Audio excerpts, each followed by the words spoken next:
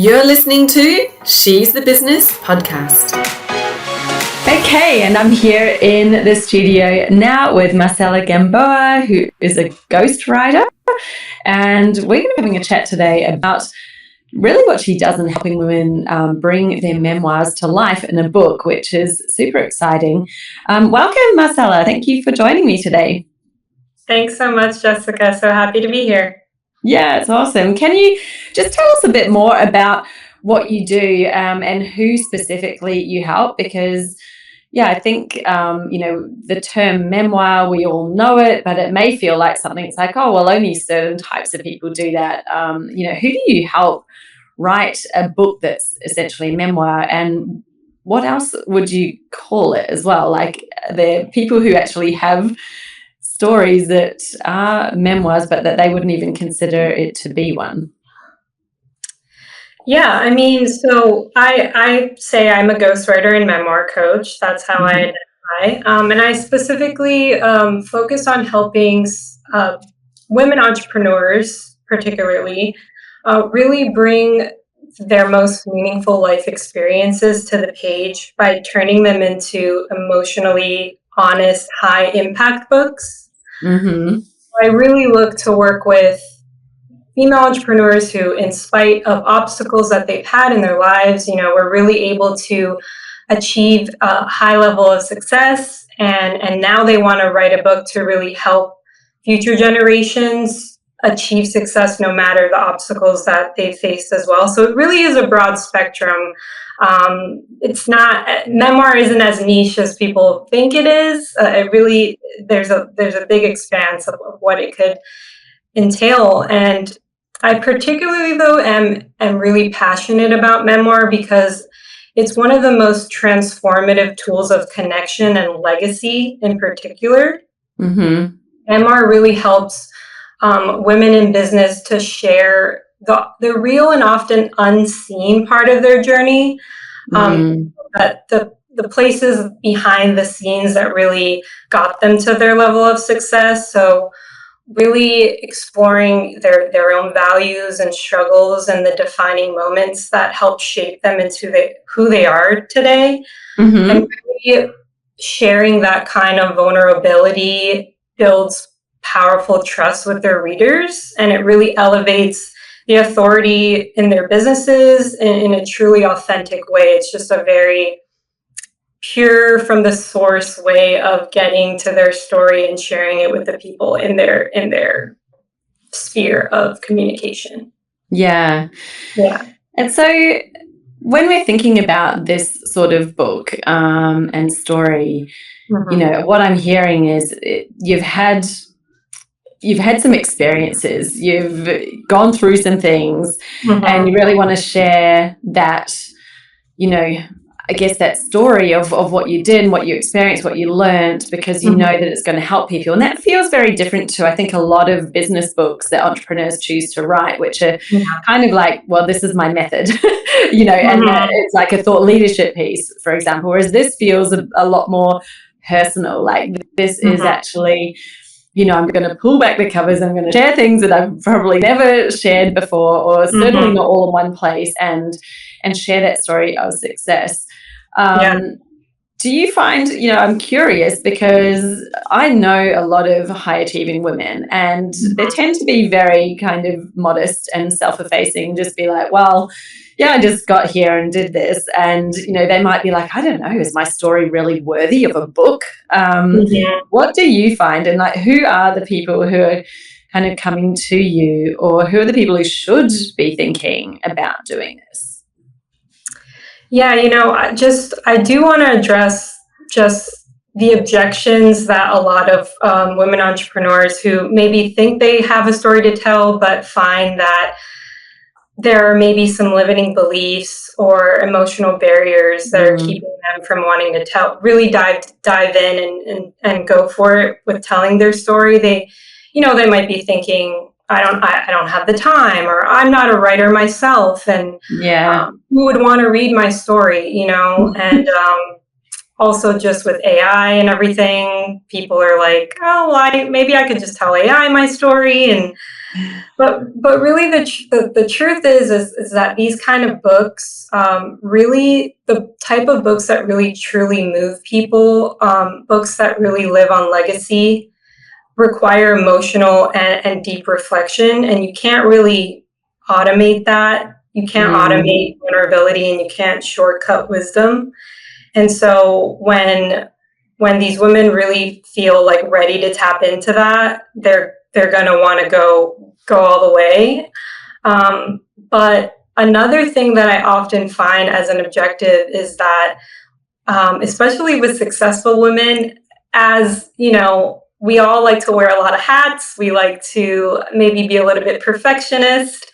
And so they might have this belief that in order for the book to feel like it's truly theirs, that they have to write every word themselves. And but the reality is that their story is still 100% theirs, even when someone like myself may help them bring it onto the page. It really matters that the story reflects their voice and their vision and the impact that they're really wanting to impart to their readers. I often coin myself a story surrogate because I really like to just be a part of the journey of helping birth someone's story into the world, but it's still their story, just like a surrogate of a child would be like not the child's mother, but just, helping birth this life into the world, Yeah. I guess I was just sitting there reflecting as you're talking and thinking, gosh, if I was ever going to write a story of mine, I would just have so many different things. Like there's so many experiences and little anecdotes, and you just be like, well, I don't know how many of these I should include, like what goes in, what doesn't. And for me, maybe it's my sort of brain. I'm definitely more of the big picture thinker as opposed to the detailed person. It just starts to feel overwhelmingly difficult to even try to think about how I would put that together in a story that flowed and that was really interesting, but had a point and not, off down 20 different tangents. And so I guess my question to you is, what would you say the key difference is? You mentioned there's a real difference between someone like yourself that's a ghostwriter versus you maybe getting the thoughts out of your head and writing them down and then having a content writer, or even, there are people who might be like a book coach who maybe have a framework or what have you that you can follow. What's the real difference in the process? Like, give us a bit more of a deep dive insight into what you do that's different to if you were going to, write it and get help with writing it. Yeah, I would definitely say, at least for myself as a ghostwriter, what I bring to this process with an author is that I'm a deep listener. I have emotional intelligence. Being a woman helps with that. And having storytelling expertise, all of those elements really help me capture the essence of a person's voice. So I'm not just filling in a template or regurgitating interview transcripts. I'm really translating who the author is into words that really resonate. I'm not just documenting facts about a story. I'm really translating their emotional journey into something that readers feel. Because especially with a memoir, like that's really our goal, is to get readers to feel something and to take action. So for a lot of my clients, it's not just about writing a book. It's really about processing and honoring everything that they've been through and using that truth to uplift others. And I really choose to walk alongside them in that journey and work closely with them to help shape the narrative arc, because that's important in creating a book. And I do that through, the use of recorded interviews and through story curation, which I have a background in, but also having empathy and compassion are really important qualities to have in this type of work. So having like a coaching element alongside being a ghostwriter, helps the client confront blocks that they may have. It may also help them reshape limiting beliefs they may have. And so it really helps them get crystal clear about the story that they actually want to tell. So I know you mentioned that you have all these thoughts and stories that you want to share, but really by honing in on what they want to share, what they really want to impart to their readers. So it really encompasses both structure, but also intuition. It involves strategy, but it also requires soul, in this type of work. Yeah, it feels to me like a real art, because being able to really weave all of those pieces together, know what to bring in, what kind of isn't really relevant to the story, I think takes just practice, and obviously a certain type of person who has an eye for it and really understands how to build. Because you think, the average person, when you're telling a story, is like, well, I did this and then I did that and then I did that, and it's just like blah blah blah blah blah. Whereas like when you can take that and be like, what was happening when you were first doing that, and what were you feeling, and getting that little bit deeper. Those are the sort of things that you would be doing, right, as interviewing somebody and getting more depth out of them than what they were originally saying to themselves. So you think, well, if you're just going to say your story, and maybe if you're like, well, I'll just speak it to AI and AI will create the transcript and it'll edit it. It's only going to be at that surface level that you originally gave it, because it can't read what's inside that you haven't yet said.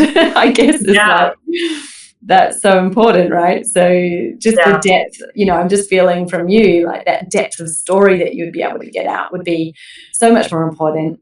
Why would someone go through the process? Even if I'm like, well, I've got so much to share and, I really want to tell my story, whether it's for my kids or whatever, maybe I'm like, I didn't even know if it would help my business or not.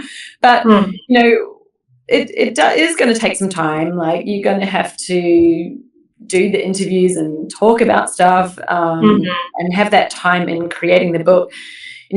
Why is it such a powerful tool for women in business? Like, what does it bring? Like, what is apart from the kind of, I guess, emotional reasons of wanting to share things in a way that's then easy for people to read, maybe your family and your kids to kind of know more about you. From the business side, if you were doing it because you've achieved something in your business, what is that sort of, what is the power of this story? And why would you choose to do this kind of one as opposed to writing more of the, methodology, thought leadership piece? Yeah, I mean, I feel like I touch on this a bit in my introduction, but really just to share your story in a way that showcases the vulnerability of your story. It really shows behind the curtain of everything that got you to where you are. But really what it comes down to is you really just want to inspire people. You want to continue to pay it forward, right? So, and I think that's really important, just as a whole, as a society, is how can you do that? And I think by doing it in a way where you can inspire others, but also reach people in your audience and reach more people, I think is huge. And I think there's really no other way that you can get down to the depths of your story any other way but through memoir. I mean, you can write blogs and you can write social media posts and showcase stories, but they're really only little tidbits of what you've been through. And so I think if there's women out there who are really ready to dive deep and to showcase how they've overcome things and how they've achieved success and want to see that from other women and maybe other minorities, people who don't have it as easy, I think allowing that connection to happen is so important. That's really the point of us, on this earth is to connect with one another, to realize we're really not that alone. And it's through stories like this, it's through memoirs. I mean, I read so many memoirs. I'm a nerd for memoirs, and they span all walks of life, and maybe I don't necessarily identify with every single author 100%, but I learned so much about myself even through just like a few aspects of their story, or more about my neighbor, or more about my best friend, or so it just allows for so much connection to happen, way more beyond could even fathom. But it's just a beautiful experience. Yeah, absolutely. And I think a question that some people may have in thinking, well, I've got a story, but should I do this or not? I guess the fear that you might have before you do it is, well, what if I go through all this effort, write a book, and then nobody reads it? Like it's just, another story that's out there that no one's picking up, no one's reading, and you've gone through all of that effort. I guess now you've got something in a book which is of value to you and in yourself. But what would you say are the things that you can do, or that you specifically do, that takes, that makes a story really,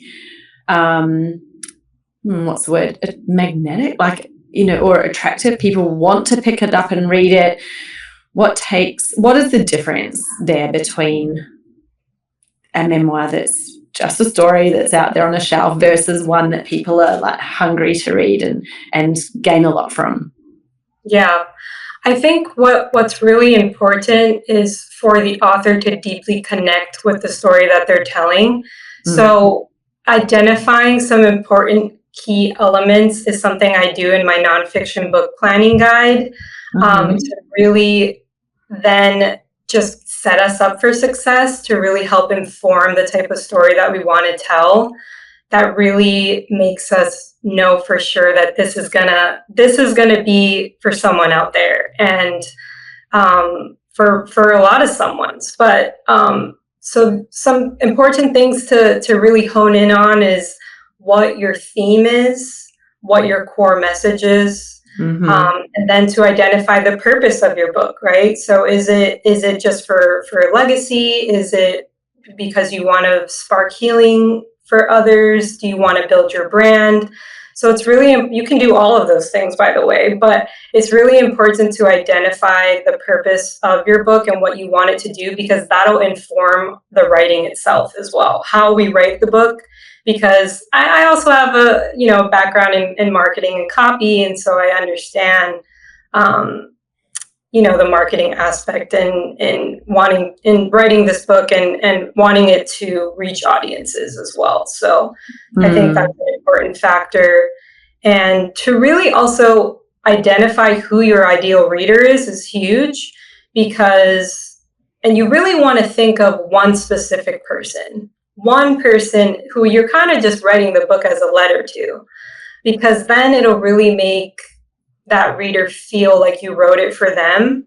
And you might think, oh, okay, so is just one person going to feel like this book is for them? No, it's just because you're really honing in on that. It allows you to create this narrative that has a purpose and allows for the reader to feel and believe everything that you're saying and really achieve a transformation from your book.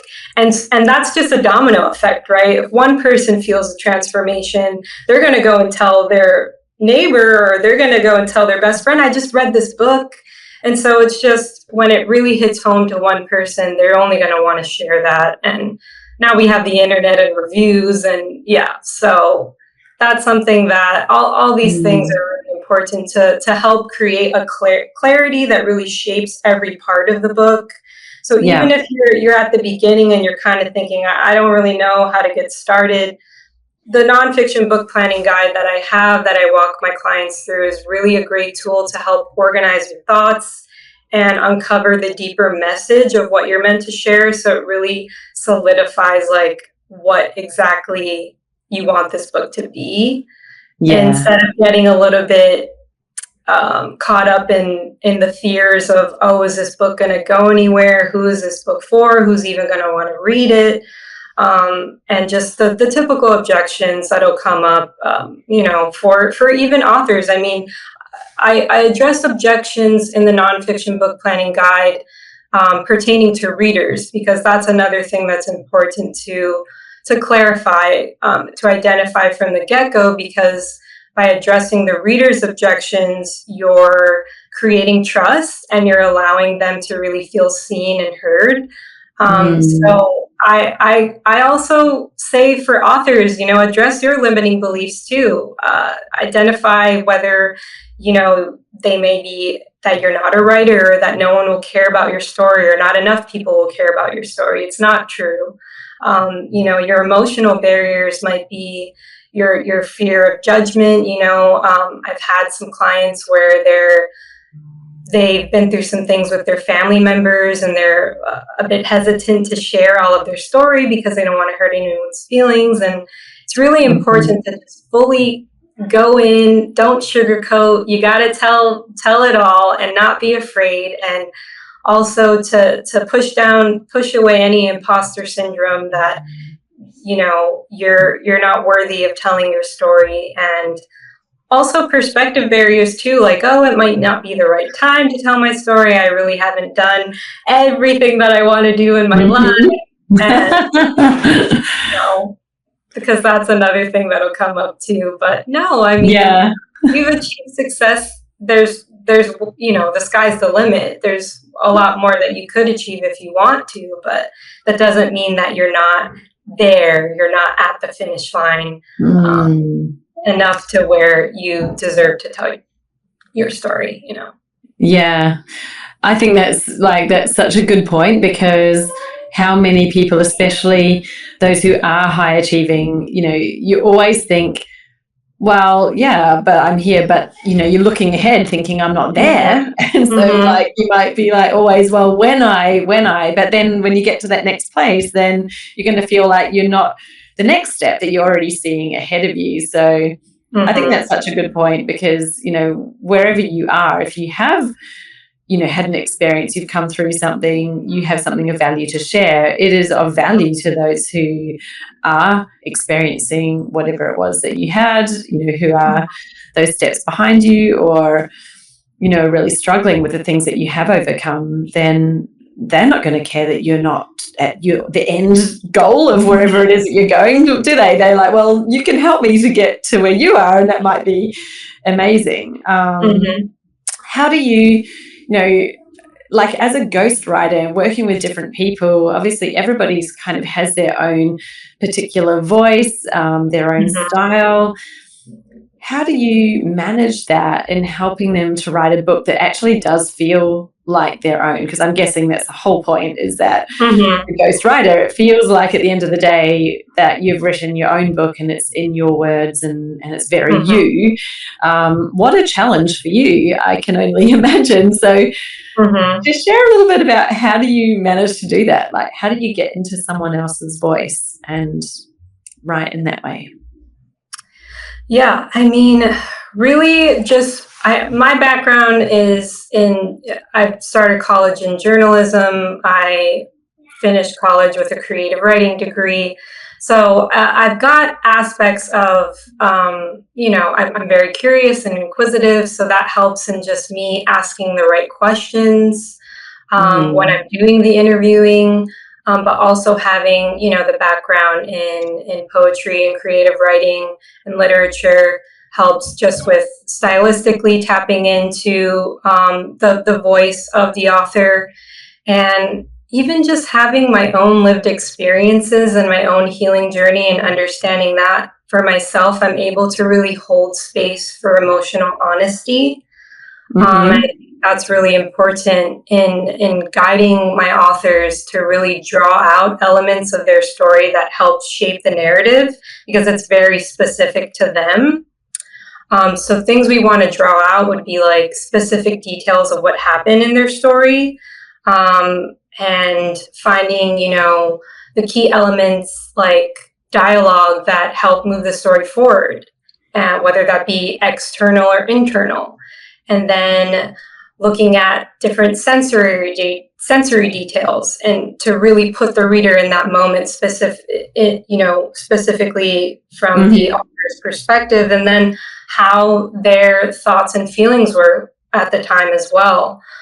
So these are type of things that I am digging deep. I'm like an archaeologist trying to get down to all of these things to really help build this world that is specifically the author's, and it can't be anyone else's, Yeah. It's like amazing, like what an incredible thing to be able to do and to help someone with. How long does it actually take? Because you hear people writing books, especially if they're writing them themselves, and they're like, well, this has been 18 months in the making, or sometimes even longer. How long does it typically take you to help someone with their memoir? And I know that it's going to depend on the person and how available they are, and exactly, all of that kind of stuff. But what would you be looking at typically?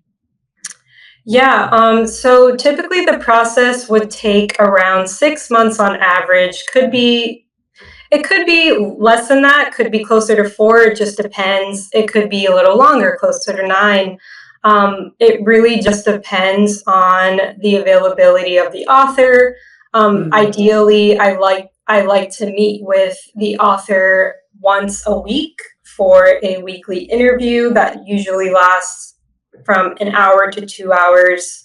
And then from there, we would just do the weekly interviews. Ideally, I start with one chapter that I write from whatever point we want to start in the book, and bring that back to them and make sure that it has the right tone, the right voice, the right literary chops to their standards, so that then defeats, me writing the whole book and coming back to them and they're like,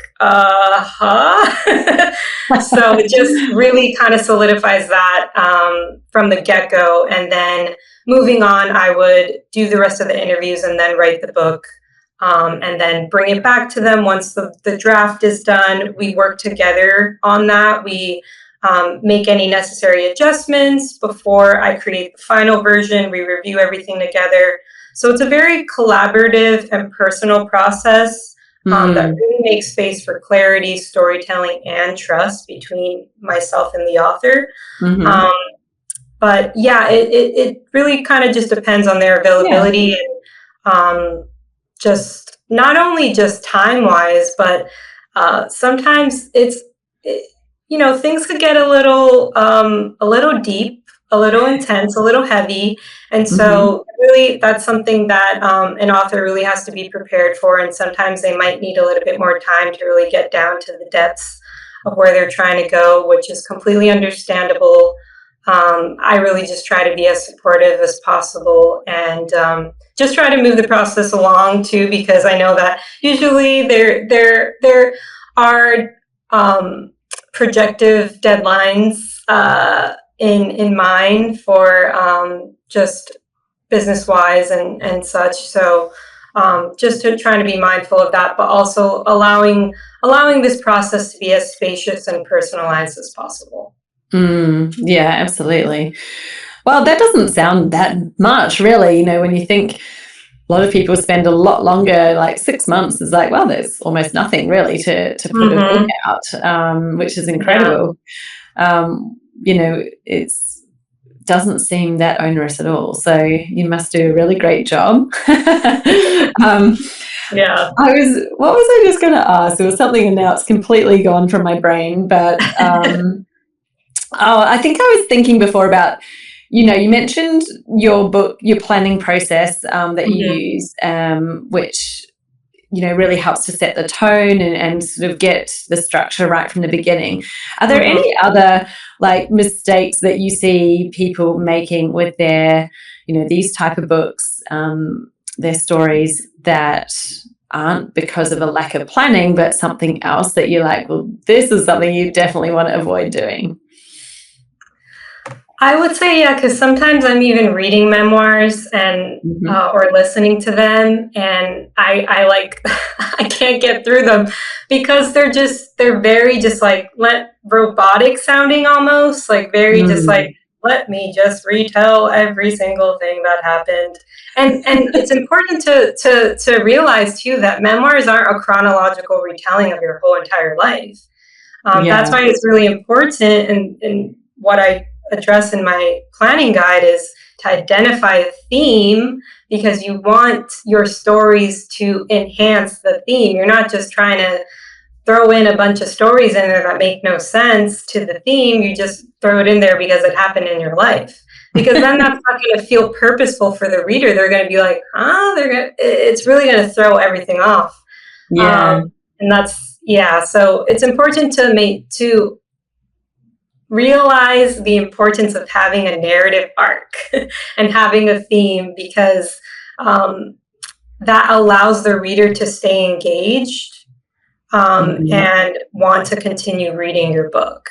Also, knowing that the introduction really does matter to you, because that's where you hook the reader and get them to be like wanting to read, excited to follow along in your journey with you. It's important to know that also the reader's reading your book, but they're thinking about themselves the whole way through. So you really have to keep that in mind, and that's why it's also important to really hone in on who your ideal reader is, because this book is for them. And so there are other memoirs or other books out there that you can tell just don't have a specific reader in mind, and it's just not. So you're sitting there and you're listening to it, or you're sitting there and you're reading it, and you're just not feeling connected to what they're saying, even though they might have an interesting story that they're telling. The way that they're telling it is just not feeling connected enough to anyone specifically, or maybe doesn't have a specific theme. So I think the theme and the ideal reader are two very, very important elements to address and to make sure you have in writing your memoir. Yeah.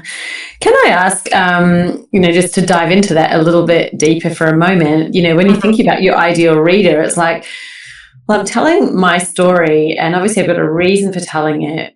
I reckon that who the ideal reader is something a lot of people would just get stuck on straight away, because it's like, but that shouldn't change. It's still my story, and you want to tell, obviously you're going to tell the truth. So you're not like, well, I'm telling it for that person, so I'm going to change it all for them, or I'm telling it for this person and you change it for that. It's not about that, right? So can you share, what does that really mean when you're thinking about your ideal reader, and what difference does that have then in the decisions that you make and how the story comes together? Maybe give an example if you want. So I had one client, pretty much as we got through the book planner, she knew right away that she wanted to write the book to her younger self. And I think that was really important to realize early on, because you're writing to someone, younger, and maybe that didn't know everything that you went through, but kind of telling them that it's possible, right?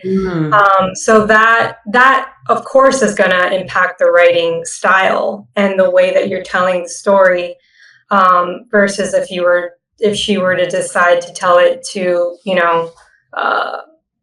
I don't know, like her boss's daughter or something. It's similar, but I think honing in on that is important, because it'll inform how, stylistically, the type of voice that you decide to take in the writing. I would say that's a definitely strong example of how it really just informs the writing to identify that. Not doing it, like I said, it leaves it too open to interpretation, and it doesn't feel like the person reading it, that there's like this purpose behind it. It doesn't feel, it just feels like there's something empty beneath the surface, And, say you've got a story that's kind of quite unusual. You might know that it's not something many people have experienced. I can think just off the top of my head of like there was a lady who she was running an ultra marathon, and there was a crazy bushfire in WA, and she got like most of her body burnt, like insane story. So it's like not many people are running ultra marathons. They're definitely not running them through a desert, and they've probably not experienced that at all. Mm-hmm. So when you've got a story that is quite unique, but an incredibly powerful one to tell, how do you make it relatable? Like, what are the things that you do to connect in a reader? Yeah, that I would definitely say ties back into theme. So the theme, pointing out what the theme of the book is, and then finding stories within her life that relates back to the theme. And guarantee there's going to be stories within her life that led her to that moment or led her to the aftermath of that moment that other people are going to relate to, and they're going to see that through line through. So really knowing that you need to build the bricks of getting to the theme is important, and all of those bricks are just pieces of their story that fit into that. Yeah, I see. It's sort of like, why this story? Like, why are we telling it? What is the purpose or the lesson? It wasn't like necessarily what she did and what she was doing, but that gives, is it resilience? Is it bravery? Exactly. Is it bouncing back? Those are the kind of things I suppose then we can relate to our own life and think, well, maybe we haven't run through a fire and, all that kind of stuff, but we've done something else, and you could, draw some parallels. That's awesome. I think this is just such a great concept. I don't know if people listening, if you've ever even thought that you would be worthy of writing a book about your life, and you don't have to have done something as crazy as like running an ultra marathon through a bushfire.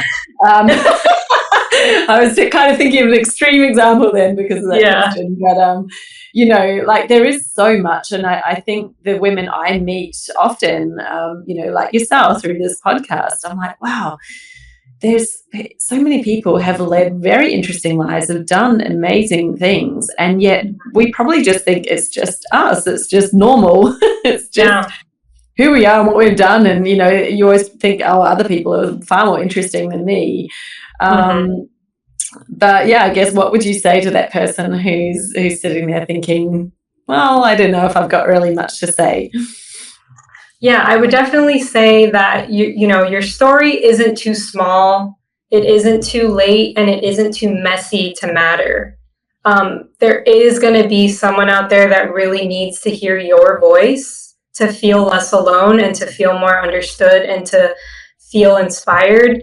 It really could take just reading a book, and it'll take someone over the edge to really want to make a positive change in their life. It really just takes that. It takes our sharing our lights and our own authenticities out into the world. And that's reason enough to want to write your story, is to just make a difference, and even in one person's life. But like I said, it's just a domino effect, and doing this type of work is only going to be very rewarding.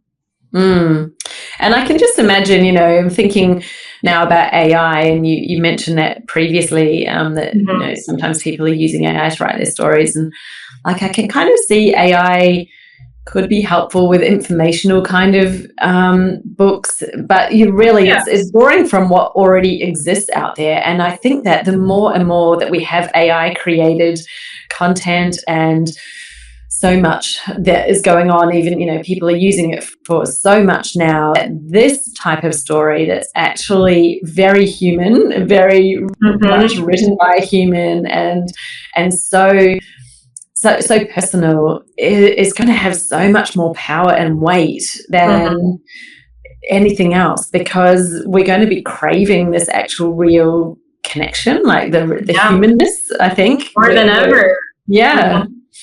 Which, if that's not a reason to do it, then I don't know what is. You said it, Jessica. Thank you so much for your time, Marcela. This has been such an interesting chat, because, real insight into the world of ghostwriting. I have to say, obviously knew what it was, but just hadn't ever really thought about it to that level of detail of, what it entails and how it works. But, what an amazing gift and service that you can provide to people, and just helping to get what they have in their heads and their hearts, some of their experiences out into a format that's fun and easy and interesting for other people to read as well. It's incredible. So much kind of kudos to you for what you do. Now, if people want to kind of reach out to you, connect with you, find out a bit more, maybe even ask about your process and how you do things, where are they best to find you? Yeah, they can find me at my website, which is kinikiacreative.com. I believe it will be in the show notes. Yeah. My company I actually named after my middle name, Kinikia, and it's a Hawaiian middle name. I'm from Hawaii, and it means teacher of all people. And I felt it real apropos to just name my company that, because I really just really live to just help people and teach them how to tell their stories. So they can connect with me there, and they can find me on Instagram at Kinikia Creative as well. I'm also on LinkedIn, Marcela Gamboa. I'm not sure if there are other Marcela Gamboas on there. There might be, but if they type in my name and put ghostwriter after that, I believe I'm the only ghostwriter Marcela Gamboa on there. But yeah. Amazing. Oh, that's so great. Well, we'll make sure that we've linked up your website and your LinkedIn profiles and things in the show notes. So yeah, if you want to go and check Marcela out, reach out. Even, I think you said that you do some book planning sessions, that you can kind of book a call and actually have a chat with you about potential of a book and sort of see if there is a story there. Is that right? Yeah, so I'm offering some complimentary book planning sessions for women entrepreneurs who are serious about writing their memoir. So in that call, we'll use my book planning guide to really map out your core message, your reader, your book's unique purpose, kind of the things we discuss. Even we can go into structure of the book. That's fun too. But it's really a great way to see the full potential of what your story could be. Yeah. Wow. That is incredible that you're offering some complimentary ones. What an amazing offer for people. So if you're thinking about it, you're still listening, go and book one while she's still offering them for free, because it sounds like a really in-depth session, and you gain a lot of value out of it, whether or not you go ahead with it. So go and book one in. I think this would be a really great thing to do. And thank you so much for joining us today, Marcela. It's been amazing. It's been such a pleasure, Jessica. Thanks so much. Are you struggling to find quality clients these days? Well, in this world of instant gratification and abundance of AI-produced content, it may be feeling harder than ever to attract the sort of clients who really value your expertise, are ready to show up, ready to commit and invest in getting the results that they actually want. But it's not just about guessing, and it's not about just creating more content hoping that something sticks. There is some specific things that you can do and need to have in your business in order to attract those sort of clients. And I'm sharing them with you in my training, my free training called The Magnetic Formula. So go and grab yourself a seat for this free class and let me show you what are these 5 key things you need to have in your business so that you end up with a stream of committed, high quality clients who are ready to invest, who help you have a very thriving, flourishing business that earns you over 6 figures a year, and you do it all in very easy part-time hours. Head over to jessicaosborne.com/TMF or drop below into the show notes, click on the link and grab yourself a seat for this free training while it still exists. I'll see you there.